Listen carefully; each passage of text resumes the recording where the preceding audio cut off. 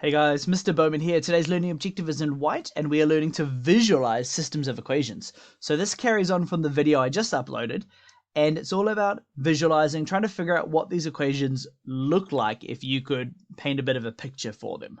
So in the video, we're going to start off with equations or systems that have two variables, and then we're going to move on to the three variable type of equations, which we're going to be focusing on for 3.14 or 3.15. So let's get into some two variable equations, and I've drawn two up in blue, and you can see in those equations we've got some x's and we've got some y's. So I've got two variables, and I've chosen x and y deliberately because if you think of a visual construction in maths, we normally deal with an x and a y axis or our Cartesian planes.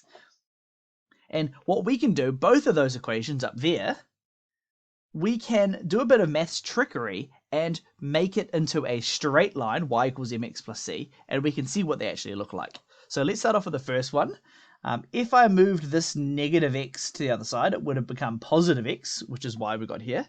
So that first equation will actually look like the line y equals x, and I'm going to draw that just there. So that's a straight line that's kind of going up on a 45-degree angle in between the x and the y axes. We can then do the same with the second equation. You can see this 2x, I'm going to move to the other side, and it's going to become the negative 2x that you see here. And again, that's just a straight line, which I can draw. So you can see the plus 5 represents the y-intercept, and you can see it going downhill, which represents the negative 2x. So I've visually drawn those two blue equations, and they look a bit like that. Now, what I find really interesting is these lines there, they look very different, except for one part, that green dot, that point of intersection there in the middle. And what that actually represents is, that actually represents the solution or the answer to the systems of equations that I wrote up before in blue. So if we go down to the x-axis, that'll tell us what x was equal to. And if we go across to the y-axis, that would tell us what y is equal to. So we can visually solve this. We're normally going to solve it algebraically, but this is just another way to think about the equation. It is a bit of a picture, and one point represents our answer. So up the very top, we've shifted over to three variables, and I just want to start thinking about three variables. And I've got an equation x plus y plus z. You can see there's three letters there. And let's start off like we did in the last equation with an x and a y axis. So initially we're going to be ignoring the z part of the equation here.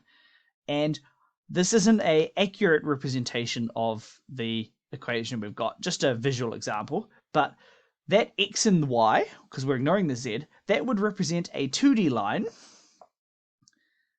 just like what we had earlier. And it's drawn on the x and the y axes.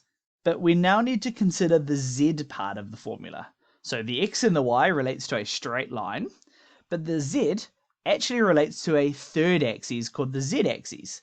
And this comes out of the screen this way, so that would be coming towards you at home, and that would be going back into your screen. So it ends up being a three-dimensional axis.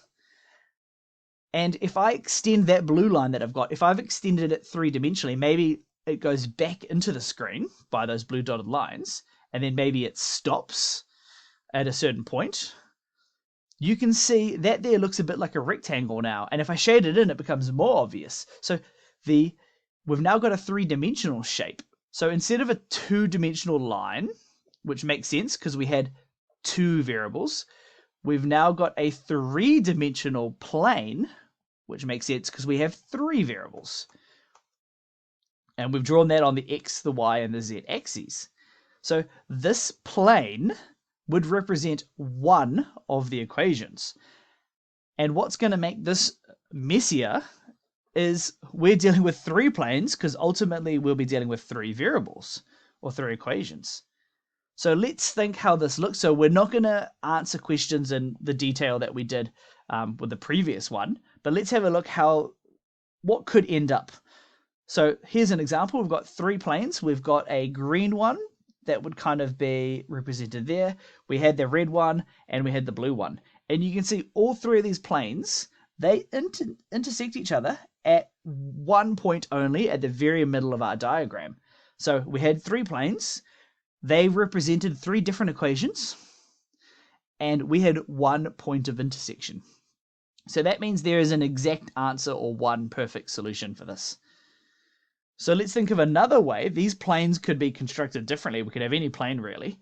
You can see we got green, red, blue again. But what's different here is instead of having one point of intersection, you can see they intersect each other down the middle there. They intersect each other quite a few times. They touch each other at the top there, in the middle, bit down below, down the very bottom. And we could draw lots of little dots in between them as well, all of them representing a different solution. So in this particular visual question, we got three planes. They've each represented different equations. We've got three equations. But here, we've got a line of intersection.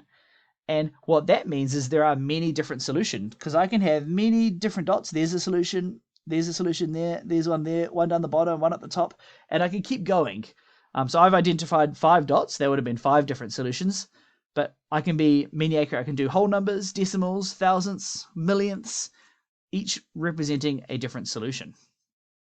And the final scenario you need to be aware of, and I've got a few different pictures for this one here, is ones where there are no points of intersections, which means there are no different solutions. So C is the obvious one to look at. You can see the red, the green, and the blue planes.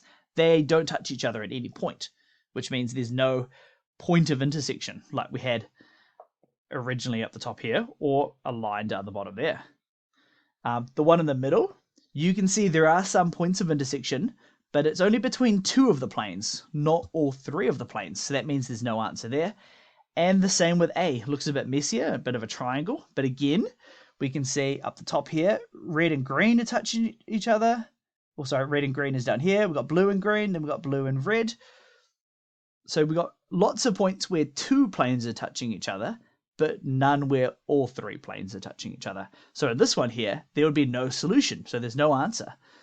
So for our first example here, we can see the point of intersection, but it's a bit more complicated with 3 planes. We can have one answer, we can have many different answers, or finally we can have no answers at all. And in this internal, we'll need to figure out how can I differentiate between these 3 scenarios, and how can I use a bit of algebra to support any statements that I make. So that wraps up this. Hopefully you've got an idea of visually what we're trying to achieve here and the different types of solutions that we're looking at. Thank you so much for watching. I do really appreciate it. Now keep an eye out for the next video, and we'll be able to get into the solving part of these equations.